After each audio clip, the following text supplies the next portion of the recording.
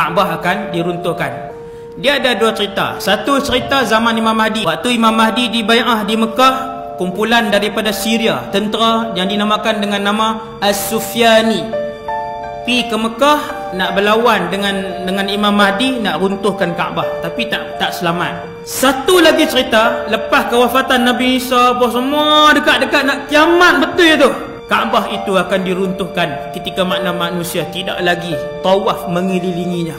Nabi kata Kaabah akan dihancurkan oleh orang-orang kulit hitam, dan mereka akan mengambil segala perhiasannya dan melucutkan kelambunya.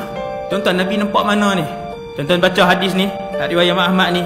Nabi cakap kat sahabat, macam Nabi duk tengok ni, orang tu kulit hitam, betis mereka kecil. Mereka mengangkat kapak-kapak mereka, meruntuhkan batu-batu Kaabah.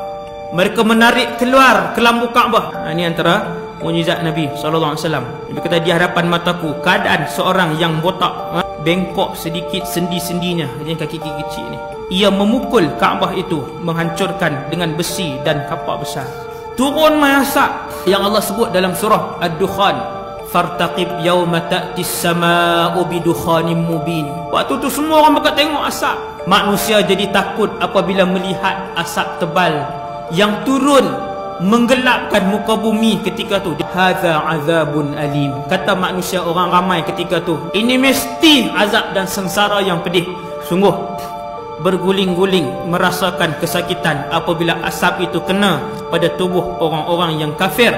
Bila kena kat orang beriman, Nabi kata orang beriman dia jadi batuk, sesema sikit-sikit je. Orang-orang yang kafir berguling-guling, mereka meraung kesakitan. Ya Allah, angkatlah azab pedih ni, kami semua telah pun beriman. Adakah taubat diterima ketika tu? Pintu taubat dah tutup.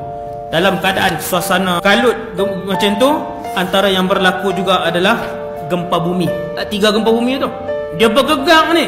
Satu di timur, satu di barat, satu di semenanjung Arab. Dia berlaku gegaran gempa bumi yang kuat. Ni manusia duk kalut ni, dah kalut teruk dah. Ketika tu Quran diangkat, Kaabah diruntuhkan. Tidak ada laungan azan di atas muka bumi Allah ni. Orang yang Islam, minoriti yang ada ketika tu, semayang sendiri-sendiri macam tu je.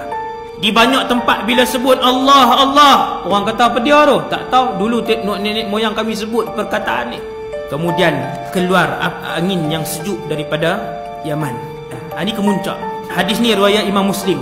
Anginnya akan pusing seluruh muka bumi Allah apabila angin ini kena pada orang beriman, yang walaupun imannya ketika itu hanyalah sebesar zarrah. Dia reti sebut la ilaha illallah Muhammadur Rasulullah, tapi dia tak tahu apa dia.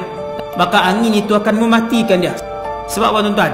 Selangkah sebelum berlaku kehancuran alam ini, selangkah sebelum digulung langit-langit ini, selangkah sebelum dihilangkan matahari dan berguguran bintang-bintang, maka peristiwa dahsyat itu tidak akan disaksikan oleh orang-orang yang Islam, yang beriman. Tinggal orang yang bukan Islam sahaja. Waktu itu berlakulah kiamat. Keluarlah api besar daripada selatan, daripada Aden, sebelah selatan Yaman, menghalau manusia keseluruhannya, dan ia adalah tanda besar kiamat yang paling akhir. Mula berlakunya idza waqa'atil waqi'ah al-qari'atu mal qari'ah idza zulzilatil ardu zilzalaha. Kemudian berlakulah kiamat. Selepas itu bumi akan dibiarkan oleh Allah SWT. Oh, tak ada bumi dah, ditukar. Langit tak ada. Hak tinggal ketika tu tuan-tuan, yang pertamanya mahsyar saja. Syurga, neraka. Kita akan dibangkitkan ramai-ramai. Semuanya akan menuju ke mahsyar. Bermulalah episod mahsyar yang jauh lebih panjang daripada usia seluruh umat manusia yang ada di atas muka bumi Allah.